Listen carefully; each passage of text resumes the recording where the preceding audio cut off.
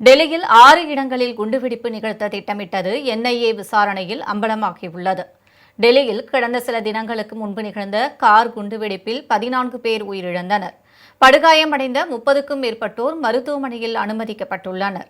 இந்நிலையில் மருத்துவமனையில் சிகிச்சை பெற்று வந்த பிலால் என்பவர் இன்று உயிரிழந்தார். இதனையடுத்து கார் குண்டு வெடி விபத்தில் உயிரிழந்தவர்களின் எண்ணிக்கை 15ஆக உயர்ந்துள்ளது. இதனிடையே என்ஐஏ நடத்திய விசாரணையில் பல திடுக்கிடும் தகவல்கள் வெளியாகியுள்ளன.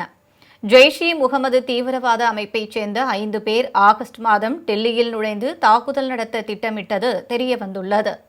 அப்போது ரோந்து பணிகள் தீவிரமாக இருந்ததால் தாக்குதல் திட்டத்தை தீவிரவாதிகள் கைவிட்டுள்ளனர்.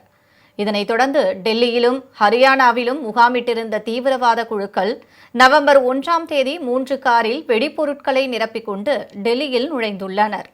வெடித்து சிதறிய கார் சம்பவம் நடந்த நாளில் 3 மணி நேரத்திற்கும் மேலாக டெல்லியில் உள்ள பல இடங்களில் சுற்றி வந்தது கண்டுபிடிக்கப்பட்டது. இறுதியாக செங்கோட்டை மெட்ரோ ரயில் நிலையம் அருகே நவம்பர் 10ஆம் தேதி குண்டுவெடிப்பு நிகழ்ந்துள்ளது. இதேபோல் பாபர் மசூதி இடிப்பு தினமான டிசம்பர் 6ஆம் தேதி டெல்லியில் குண்டுவெடிப்புகளை நிகழ்த்த திட்டமிட்டிருந்தது அவர்களிடம் நடத்திய விசாரணையில் தெரியவந்துள்ளது. டிசம்பர் 6ஆம் தேதி குண்டுவெடிப்பு நிகழ்த்துவதற்காக 5 கட்டங்களாக திட்டங்களை தயாரித்து வந்ததும் உறுதி செய்யப்பட்டது. டெல்லியில் 6 முதல் 7 இடங்களில் ஒருங்கிணைந்த குண்டுவெடிப்புகளை செயல்படுத்துதல் என 5 கட்டங்களாக இந்த கும்பல் திட்டம் தீட்டி இயங்கி வந்தது தெரியவந்துள்ளது. இதனிடையே டெல்லி கார் வெடிப்பு சம்பவத்தில் ஈடுபட்டது மருத்துவர் உமர் முகமது தான் என்பது டிஎன்ஏ பரிசோதனையில் உறுதி செய்யப்பட்டது.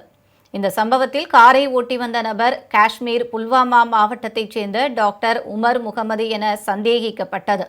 இவருடன் பணியாற்றிய காஷ்மீரைச் சேர்ந்த முசமில் அகமது மற்றும் அதில் அகமது, ஹாசின் சையீத் உள்ளிட்ட டாக்டர்களுக்கு ஜெய்ஷ்-இ-முகமது தீவிரவாத அமைப்புடன் தொடர்பிருப்பது கண்டறியப்பட்டு கைது செய்யப்பட்டனர்.